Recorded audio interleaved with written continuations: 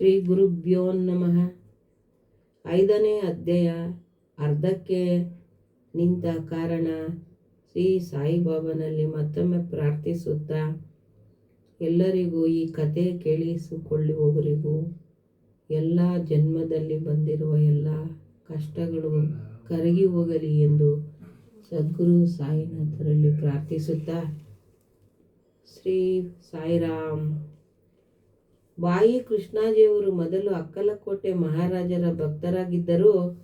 ಪಾದುಕಾ ಪ್ರತಿಷ್ಠಾಪನಾ ಸಂದರ್ಭದಲ್ಲಿ 1902ರಲ್ಲಿ ಶಿರ್ಡಿಗೆ ಬಂದರು. ಬಾಬಾರವರ ದರ್ಶನ ಪಡೆದ ನಂತರ ಅಕ್ಕಲಕೋಟೆಗೆ ಪ್ರಯಾಣ ಮಾಡಬೇಕೆಂದಿದ್ದರು.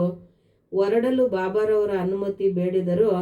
ಆಗ ಬಾಬಾರವರು, ಅಕ್ಕಲಕೋಟೆಯಲ್ಲೇನಿದೆ, ಅಲ್ಲಿಗೇಕೆ ಹೋಗಬೇಕು?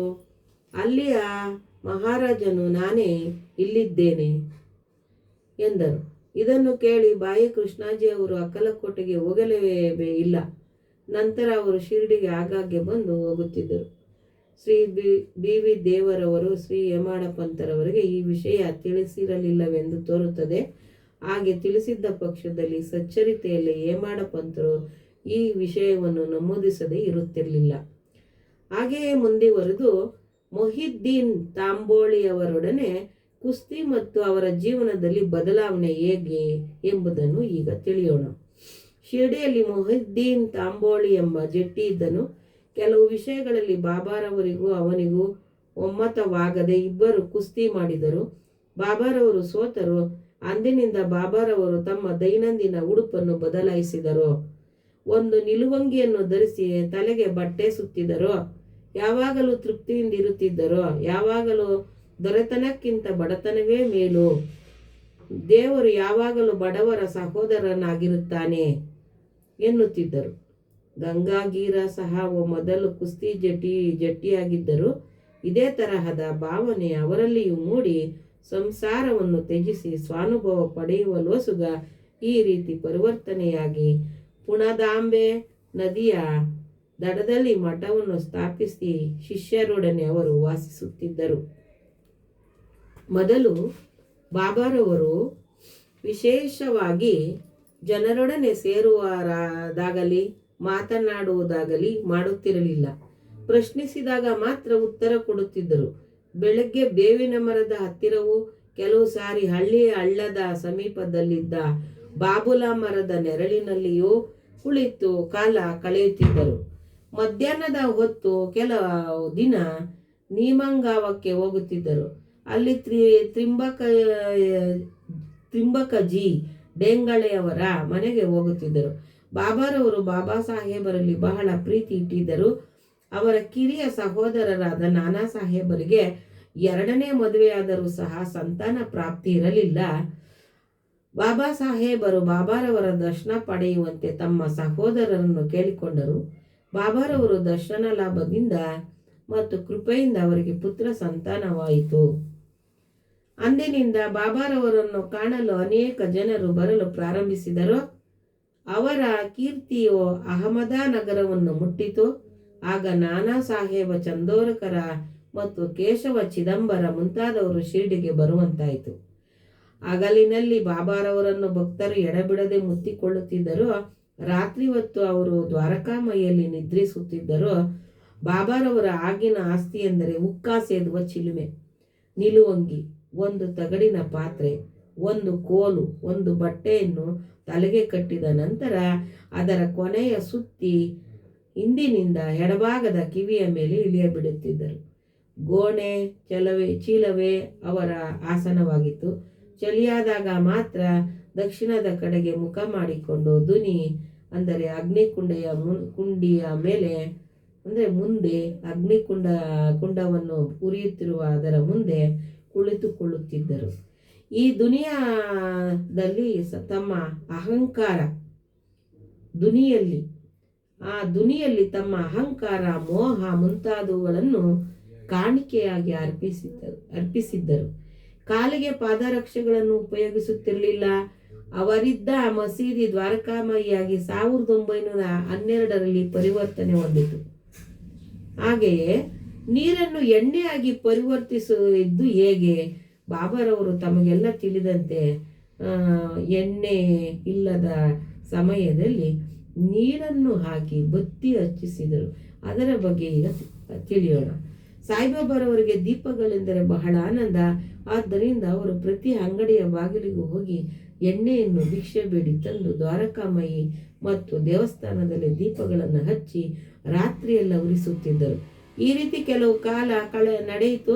ಒಂದು ದಿನ ಅಂಗಡಿಯವರೆಲ್ಲರೂ ಸೇರಿಕೊಂಡು ಬಾಬಾರವರಿಗೆ ಎಣ್ಣೆ ಕೊಡಬಾರದೆಂದು ತೀರ್ಮಾನಿಸಿ ಅವರು ಬಂದಾಗ ಯಾರು ಎಣ್ಣೆ ಕೊಡಲೇ ಇಲ್ಲ.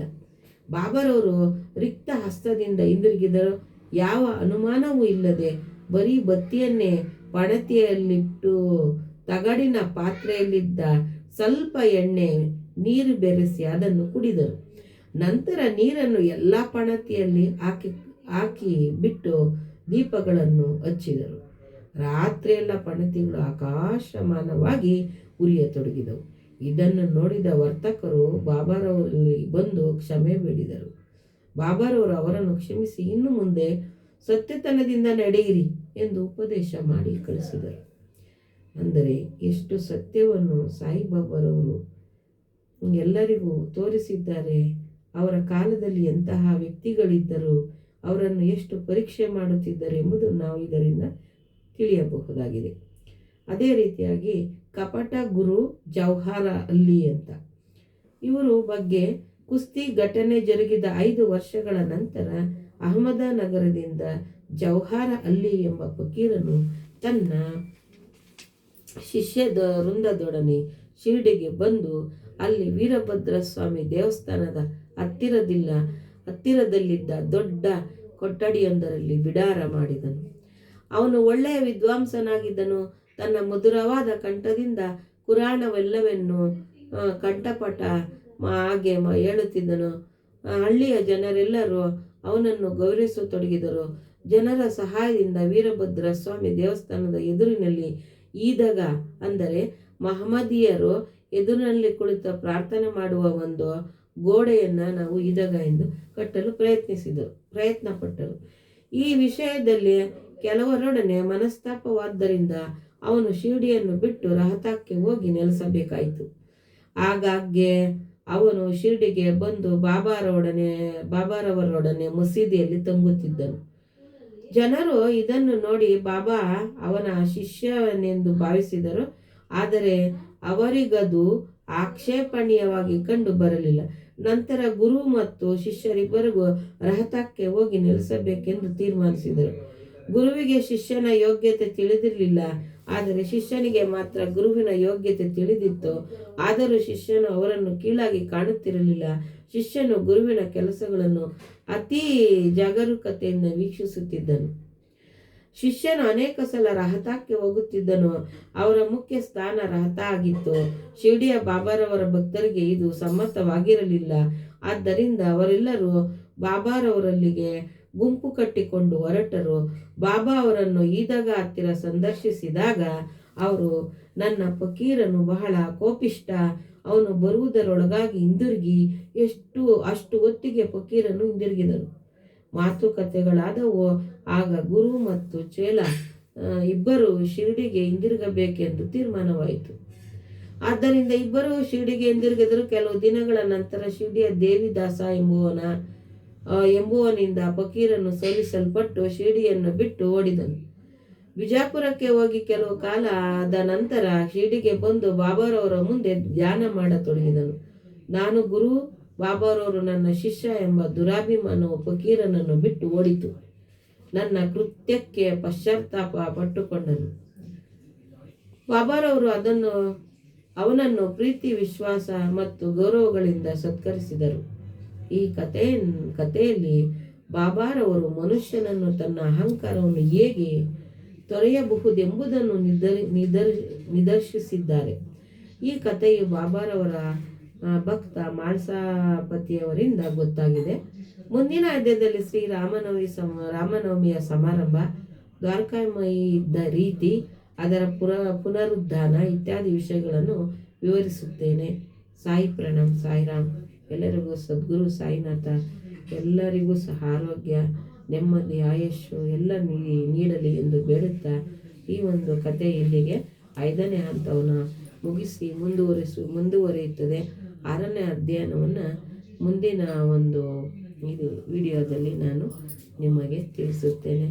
ದಯವಿಟ್ಟು ತಾವು ಇದನ್ನು ಎಲ್ಲರೂ ಒಂದಾದರೂ ಒಂದು ಸಮಯದಲ್ಲಿ ಒಂದು 5 ನಿಮಿಷವಾದರೂ ಇದನ್ನು ಆಲಿಸಿ ನಿಮ್ಮ ಆತ್ಮಾನಂದಕ್ಕೆ ಎಷ್ಟು ತೃಪ್ತಿಯಾಗುತ್ತದೆ ಎಂಬುದನ್ನು ತಾವು ಮನಗಾಡಬಹುದು.